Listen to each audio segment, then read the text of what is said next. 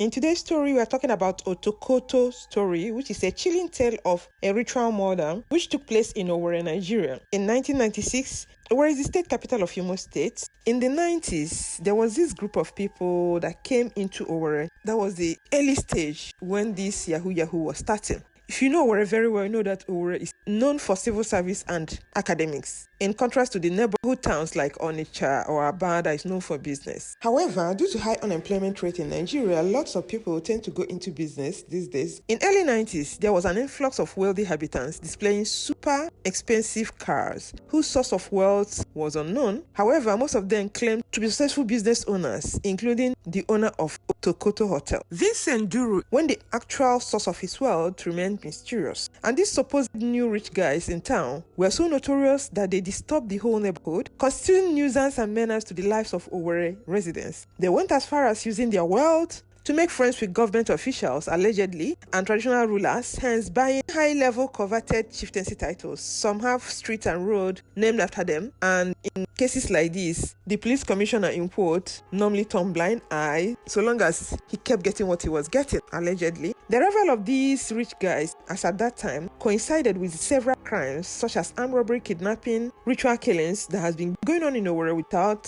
solution. These events led to riots, which initiated the process of burning, demolishing, vandalizing, and destroying businesses and properties owned by prominent people in Owerri, including the Otokoto Hotel, where Mchikky was lured and poisoned, was also burned down. Some houses of government officials also burned down. As all these were going on, children of prominent Owerri residents started missing in 1995, and this happened that they were kidnapped by Ritualist gang who warned their parents not to report to the police. Most of these victims never returned home to their families, even when the ransom were paid for them to be released because some were kidnapped. At the end of the day, the families don't get to see their loved ones. It happened that some of them has been sent to the early graves. The family believed that they were used for ritual services and organ trade, which made them to contact the police. But the Imo State Police Commissioner turned deaf ear. The Imo State Commissioner of Police then was David Abure, and a lot of people complained about his lack of concern, remained a source of worry to Owerri residents who accused the police for corruption. Till the death of this granite seller, Anthony Ikechukwu Okonkwo, which outraged the inhabitants of Owerri, who blamed the government officers and police for refusing to tackle the cases of the ritual killings and kidnapping and robbery in the town. However, with intervention of Nigerian Police Inspector General Ibrahim Kumasi, as at that time, the gang was nabbed by Imo State Commissioner of Police. Master Anthony Ikechukwu Okoronkwo was a granite seller, just an ordinary hawker on the streets of Nigerian cities, just like some kids hawk things on the street. And when they do this under the hot sun, they get tired. Some of them that even sell pure water wouldn't even want to take from their goods to drink because they are scared that their guardian or their stepmother or their mother might scold them if they take out from the product. So some of them, then they rely at the mercy of their customers to buy things for them. And this can lead to numerous temptation of them trying to take things from the stranger or being lured into one corner, just all in the name of giving them snacks or drink just for them to cool off and rest. From there, anything bad can happen. That was the case of Anthony Ikechukwu Okoronkwo, who was a granite seller. On September 19, 1996, the story had it that he was lured into Otokoto Owerri in Imo State, where he was sent to the world beyond. Investigations revealed that the victim became unconscious at the hotel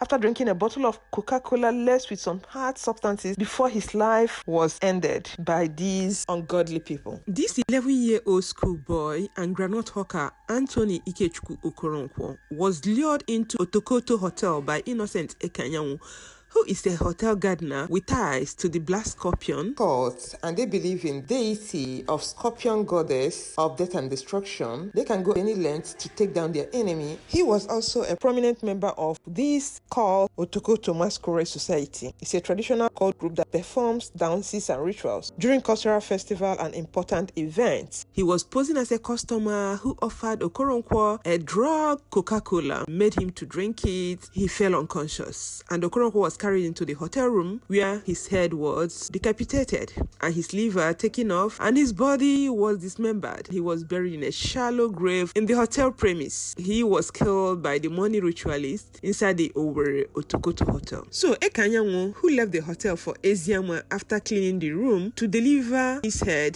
to his fellow Black Scorpion, Chief Leonard Onogo of Eziama in Ikedru Local Government Council, the brother of former Sani Abacha's aide, Laz Onog. He was unable to deliver the head in Onogo's absence, as at the time he was meant to deliver his head, Onogo was not there. He was in Lagos pursuing his business at that time. So when Ekanyanwu left the residence, he drew suspicion from one commercial motorcyclist, Hilary Obara, who noticed blood dripping from Ekanyanwu's carrier bag. Obara informed the police and Ekanyanwu was immediately arrested. The following day, the photograph of Ekanyanwu holding Okoronkwo's head was broadcasted on television, with police asking the public to help identify the victim. He was arrested. Ekanyanwu, who was willing to cooperate with the police, now gave an official statement. Unfortunately, he was found mysteriously unresponsive in his cell and was pronounced dead before the trial could commence. So at the end of the day, he was able to share some of the secrets during his unofficial statement that led to the arrest of other people. And the autopsy revealed that he was poisoned in the cell. 3 law enforcement officers were also sentenced to death by Owerri High Court in 2002. So after Ekanyanwu's arrest, Vincent Duru, the owner of Otokoto Hotel, Leonard Onogo, and 7 other suspects were arrested, as they were all indicted by a brief confession made by Ekanyanwu pertaining the murder of Okoronkwo prior his death in the police custody. Ekanyanwu named Onogo as being the masterminder behind this murder and several other murders. Chief Leonard Onogo denied ever knowing Ekanyanwu. Onogo and Duru denied knowing each other, but their claim wasn't sufficient enough. Thus, a trial commenced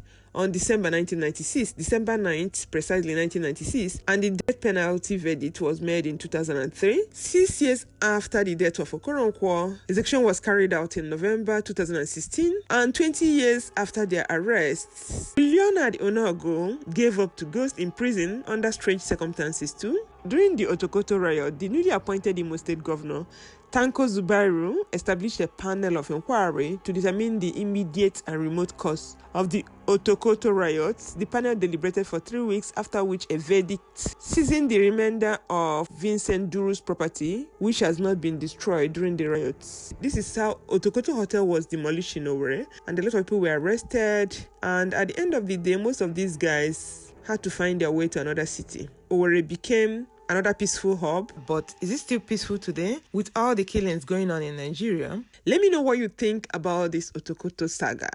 Do you believe that people can make money out of ritual, or is it just a mess, or people are just dwelling on illusion? How does it connect? Kill somebody, you get money. I know people have been saying that, but does it really give money? Does it? Okay, let me know what you guys think in the comment section. I will draw the curtain here. See you in my next video. Bye.